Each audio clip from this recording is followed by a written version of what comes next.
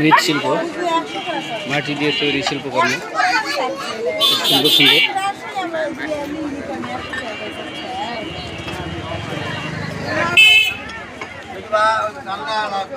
ও ভাই দোকানদার একটু তাকান, কি নাম আপনার? এই বাড়ি কোথায় আপনার? খেতলালে। এই যে মৃৎশিল্পগুলো, এগুলো কি আপনারা নিজের তৈরি করেন? আমার হাতের আছে, আবার কিনা আছে।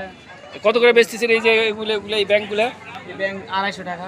250 টাকা। আর এই প্লেটগুলো, থালাগুলো, মাটির যে থালা? 120, 150, 170। বেচা কিনা কিরম হচ্ছে? মোটামুটি। ওকে, ধন্যবাদ ভাই। এই যে সুন্দর সুন্দর মৃৎশিল্প, মাটি দিয়ে তৈরি শিল্পকর্ম, এত সুন্দরভাবে তৈরি করছে যেন সিরামিকের শিল্পীর মতো, অথচ মাটি দিয়ে তৈরি। আমাদের পুরাতন ঐতিহ্য মাটির শিল্প, মৃৎশিল্প, সেই মৃৎশিল্প এগুলো দর্শকেরা কেনাকাটা করছে। অনেক দর্শক এখানে। সুন্দর সুন্দর পুতুল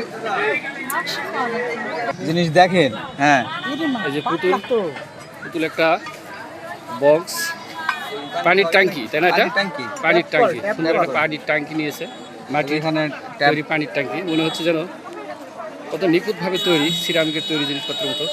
এবং আইনুল সাহেব একটা কি ফুলদানি, ফুলদানির মতো একটা বক্স, হাওয়া পিঠে বানানো না পানি টানি রাখার জন্য সুন্দর।